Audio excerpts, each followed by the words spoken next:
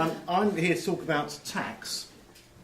Tax planning is kind of the victim of the moral crusade of the age. Anybody who's engaged in any kind of active tax planning is really laying themselves open to attacks of immoral behaviour, and the revenue is gradually arming itself to deal with what is perceived as unacceptable tax avoidance. What's unacceptable is itself movable. It is not a static thing. So what was acceptable planning a few years ago is no longer viewed as acceptable.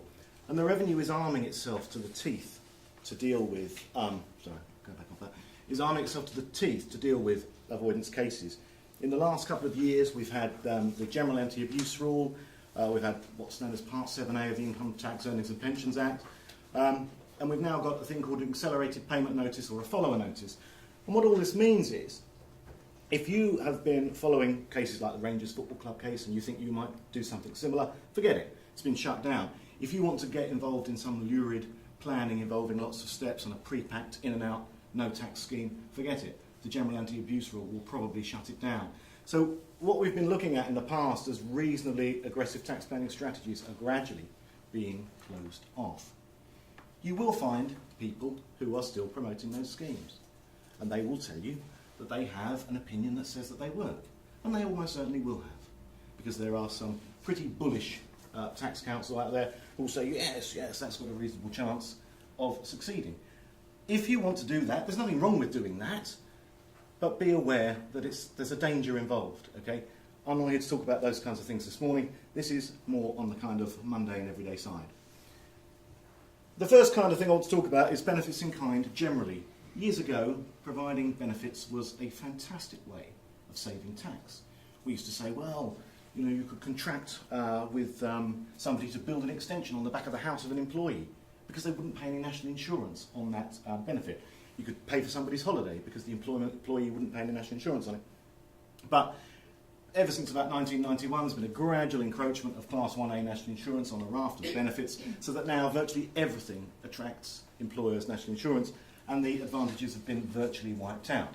That said, you could still generate an advantage.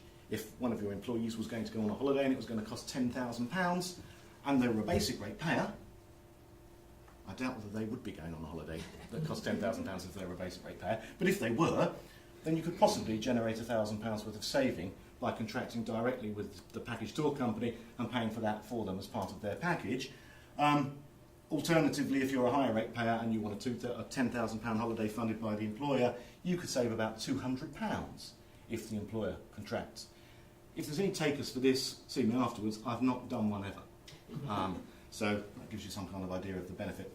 Cars, it's impossible to generalise about cars, other than to say it's impossible to generalise about cars, because the calculations are so complex. They're based on emissions, they're based on the list price of the car in the first place, and there's not a linear relationship between price and emissions like there might have been a few years ago, because technology moves.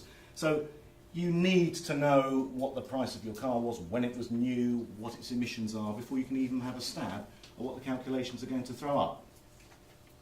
You always need to consider whether it is worth running the car personally and claiming mileage from the company. And other than that, I can't really say anything more. You have to do the calculations every time. For fuel, it is possibly more easy to generalise. Fuel benefit is based on a scale rate applied to a lump number. At the moment it's £20,200. And you just use the same benefit in kind rate that you use for your car.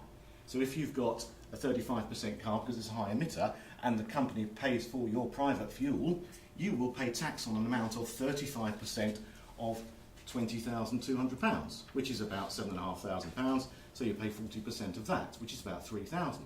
Are you spending more than £3,000 a year on fuel? Well, I wonder. Sorry, in this example, I've thought of a car which is doing 30 miles a gallon, and you're doing 12,000 miles per annum, of which 8,000 are business. So the company is paying for you to drive 4,000 miles. If the company provides that fuel, in this example, the company ends up with a liability of about 2,500, and you end up with a liability of about 2,800.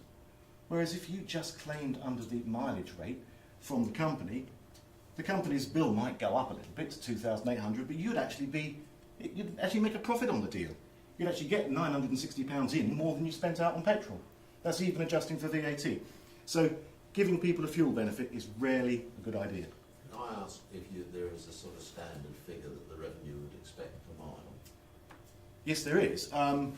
If you are claiming mileage, you can claim 45 pence per mile for the first 10,000 miles and 25 pence a mile thereafter. That's if you're using your own car. If you're using a company car, there are different rates.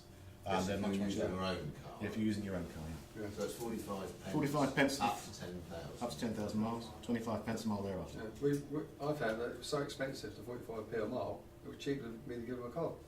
So I went out, bought a low mileage 3-year-old car, was cheaper than them using their own car and charging 45 to 20 and 45 pence a mile. What did you give them the company car scale rate, sort of 11 and 14p? I don't know, I just worked out it was cheaper. But to buy them a car, give them a car, and then to use their own and charge you 45 pence a mile. Okay, well, there you go. Dividends, this is in a different place in your pack. I don't know why it was in the middle of share option schemes, but don't forget that the beneficial loan band has gone up to £10,000. So if employees are given a loan of £10,000 or less, there is no benefit in kind on that.